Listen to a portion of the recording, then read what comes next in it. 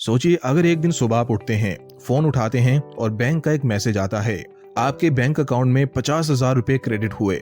उस सबसे इंटरेस्टिंग बात यह है, इस पैसे के लिए आपने उस दिन कोई काम ही नहीं किया, ना ऑफिस गए, ना बॉस का कॉल आया, ना ओवर टाइम, ना क्लाइंट का प्रेशर, फिर भी 50,000 रुपए सीधा अकाउंट में आ गए।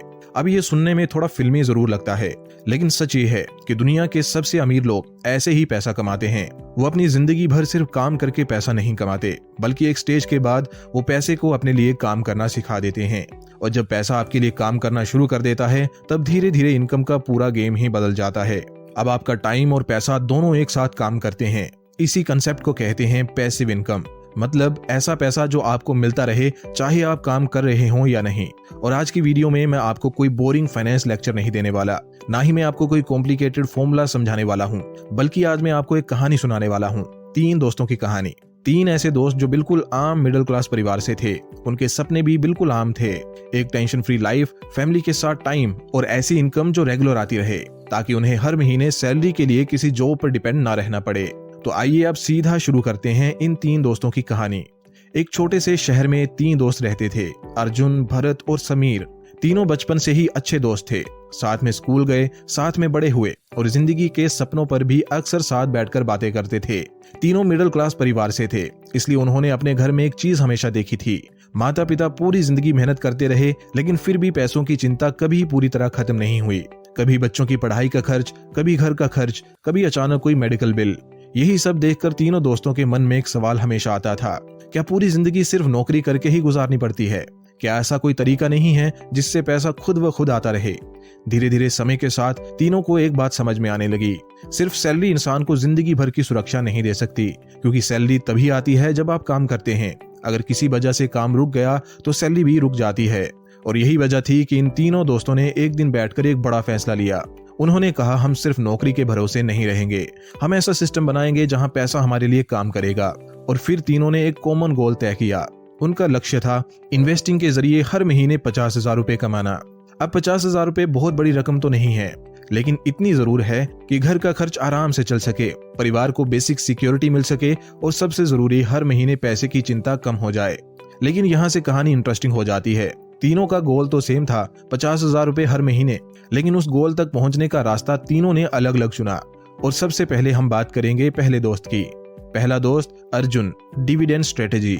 अर्जुन को हमेशा से स्टॉक मार्केट में दिलचस्पी थी। उसे कंपनियों के बारे में पढ़ना पसंद था, किस कंपनी का बिजनेस कैसा है, कौन सी कंपनी कितना प्रॉफिट कमा रही है, ये सब चीजें उसे बहुत इंटरेस्टिंग लगती थी। एक दिन अर्जुन ने अपने दोस्तों से कहा, अगर कंपनियां इतना प्रॉफिट कमा रही हैं, तो मुझे भी उस प्रॉफिट का हिस्सा मिलना चाहिए। यहीं से अर्जुन ने चुना एक खास स्ट्रेटेजी, जिसका नाम था डिविडेंड इन्वेस्टिंग। अब इसे बहुत आसान भाषा में समझते हैं। जब कोई कंपनी प्रॉफिट कमाती है तो कई बार अपने प्रॉफिट का एक छोटा सा हिस्सा अपने शेयर होल्डर्स को दे देती है। इसी को कहते हैं डिविडेंड। मतलब अगर आपने किसी कंपनी के शेयर्स खरीदे हुए हैं तो कंपनी आपको समय समय पर कैश में पैसा देती है।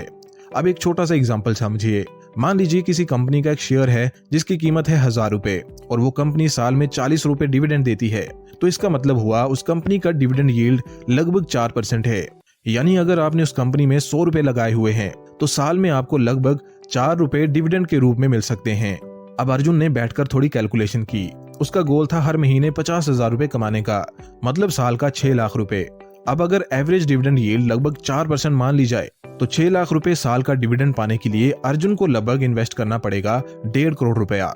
अब अर्जुन ने सोचा, अगर मैं ऐसी कंपनियां ढूंढ लूं जो सालों से लगातार डिविडेंड दे रही हैं, तो शायद ये स्ट्रेटेजी काम कर सकती है।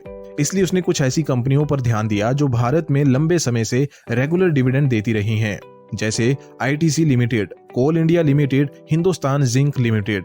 कई इन्वेस्टर्स ऐसी कंपनियों में इन्वेस्ट करते हैं सिर्फ डिविडेंड इनकम के लिए। शुरू में अर्जुन को लगा कि उसका प्लान सही काम कर रहा है, उसे समय समय पर डिविडेंड मिल भी रहा था। लेकिन कुछ साल बाद उसे एक चीज समझ में आई, डिविडेंड हमेशा गारंटेड नहीं होता। कभी कभी कंपनी अपना डिविडेंड कम भी कर सकती है और कई बार ऐसा भी होता है कि कंपनी का शेयर प्राइस काफी गिर जाता है। मतलब अर्जुन पैसा तो कमा रहा था, लेकिन उसकी इनकम पूरी तरह स्टेबल नहीं थी। और यहीं से तीनों दोस्तों की कहानी और भी इंटरेस्टिंग होने लगी। दूसरा दोस्त भरत, रियल एस्टेट स्ट्रेटेजी। अब बात करते हैं दूसरे दोस्त भरत की। भरत की सोच थोड़ी अलग थी। वे हमेशा एक ही बात कहता था, जमीन और मकान कभी धोखा नहीं देते। उसका मानना था कि अगर आपके पास अपनी प्रॉपर्टी है तो वे किसी ना किसी तरीके से आपको कमाई करके दे सकती है। इसी सोच के साथ भरत ने चुना एक पॉपुलर तरीका, रियल एस्टेट इन्वेस्टिंग। भरत ने सोचा कि अगर वे एक फ्लैट खरीद ले और उसे किराए पर दे दे तो हर महीने एक रेगुलर इनकम आ सकती है। इसलिए उसने अपनी बचत और लोन की मदद से एक फ्लैट खरीदा। उस फ्लैट की कीमत थी लगभग 80 लाख रुपए। फिर उसने उस फ्लैट को किराए पर दे दिया। कुछ समय बाद उसे किराया मिलना शुरू भी हो गया। उसे हर महीने मिलने लगा लगभग 20,000 रुपए। अगर साल के हिसाब से देखें तो उसकी इनकम हुई 2.5 लाख रुपया प्रति वर्ष। अब भरत ने वही कैलकुलेशन की। उसे चाहिए थे 50,000 रुपए हर महीने, मतलब साल का 6 लाख रुपया। अगर एक फ्लैट से 20,000 रुपए मिल रहे हैं तो 50,000 कमाने के लिए भरत को चाहिए थे 3 फ्लैट। और अगर एक फ्लैट की कीमत 80 लाख रुपए है तो 3 फ्लैट की कीमत हो जाएगी लगभग 2 करोड़ से 2.5 करोड़ रुपए। यही एक इंटरेस्टिंग रियलिटी सामने आती है। भारत जैसे देश में ज्यादातर शहरों में रेंटल यील्ड सिर्फ 2 से 3% के बीच होती है। रेंटल यील्ड का मतलब है प्रॉपर्टी की कीमत के मुकाबले साल भर में कितना किराया मिल सकता है। उदाहरण के लिए अगर किसी ने 2 करोड़ रुपए का घर खरीदा है तो अक्सर उससे मिलने वाला किराया होता है 20,000 रुपए से 25,000 रुपया प्रति महीना, यानी साल का लगभग 2.5 से 3 लाख रुपया। इसलिए भरत की स्ट्रेटजी काम तो कर रही थी। उसे हर महीने किराया तो मिल रहा था, लेकिन धीरे धीरे उसे कुछ परेशानियां भी होने लगी। जैसे कभी टेनेंट समय पर किराया नहीं देता, कभी मेंटेनेंस का खर्च आ जाता और कई बार फ्लैट महीने तक खाली पड़ा रहता। उस समय ना किराया आता है और खर्च अलग से होता है। मतलब भरत को इनकम तो मिल रही थी, लेकिन उसके साथ थोड़ी टेंशन भी थी। और इसी दौरान तीसरा दोस्त चुपचाप एक अलग रास्ते पर चल रहा था। तीसरा दोस्त समीर, SWP स्ट्रेटेजी। अब बात करते हैं तीसरे दोस्त समीर की।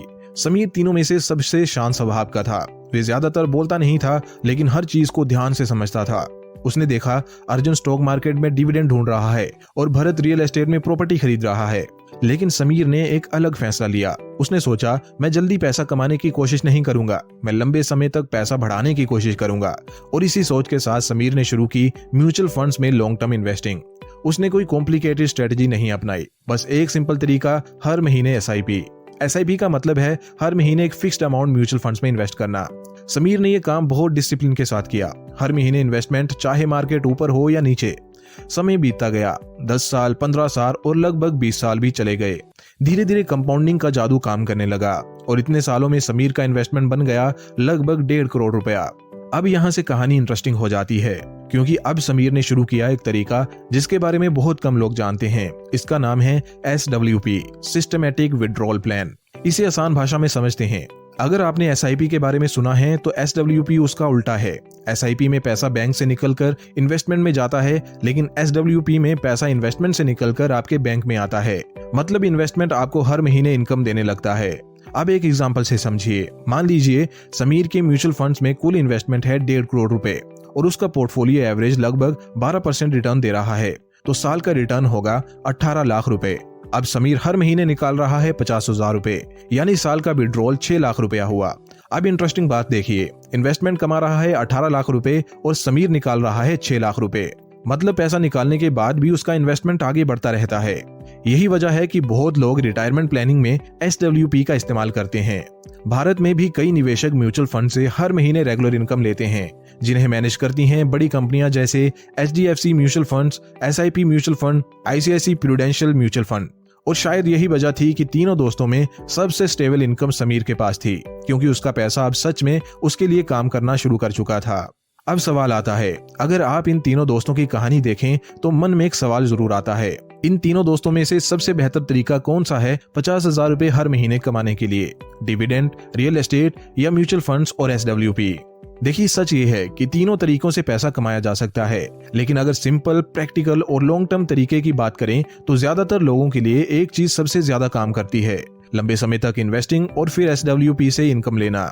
अब सवाल है, अगर आपको भी 50,000 रुपए हर महीने चाहिए तो प्लान क्या हो सकता है? चलिए एक सिंपल कैलकुलेशन देखते हैं।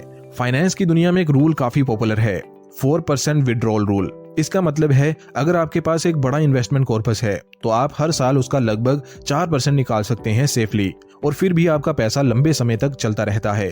अब नंबर्स में समझते हैं। अगर किसी के पास इन्वेस्टमेंट है 1.5 करोड़ रुपए की, तो उसका 4% होगा 6 लाख रुपया प्रति वर्ष, यानी कि लगभग 50,000 रुपया हर महीने। मतलब अगर किसी के पास लगभग 1.5 करोड़ रुपए का कॉर्पस है तो वे लगभग 50,000 रुपए हर महीने निकाल सकता है। अब सवाल है, 1.5 करोड़ रुपया कैसे बनाए? क्या इसके लिए अमीर होना जरूरी है? देखिए जरूरी नहीं। मान लीजिए कोई व्यक्ति हर महीने इन्वेस्ट करता है 15,000 रुपए और लंबे समय में लगभग 12% एनुअल रिटर्न्स मिल जाता है, तो 25 साल में उसका इन्वेस्टमेंट बढ़कर लगभग 2 करोड़ के आसपास पहुंच सकता है। और अगर किसी के पास 2 करोड़ का कॉर्पस है तो उसमें से 50,000 रुपए हर महीने निकालना काफी हद तक पॉसिबल हो जाता है। और सबसे अच्छी बात, पैसा निकालने के बाद भी आपकी इन्वेस्टमेंट आगे बढ़ती रहती है। यही कारण है कि दुनिया के बहुत से लोग पहले लंबे समय तक इन्वेस्ट करते हैं और फिर उसी इन्वेस्टमेंट से रेगुलर इनकम निकालते हैं। तो आखिर में सीख बहुत सिंपल है। अगर आप जल्दी शुरू करते हैं और लगातार इन्वेस्ट करते रहते हैं तो एक समय ऐसा आता है जब आपको पैसे के लिए हर दिन काम करने की जरूरत नहीं पड़ती, क्योंकि तब तक पैसा आपके लिए काम करना शुरू कर चुका होता है।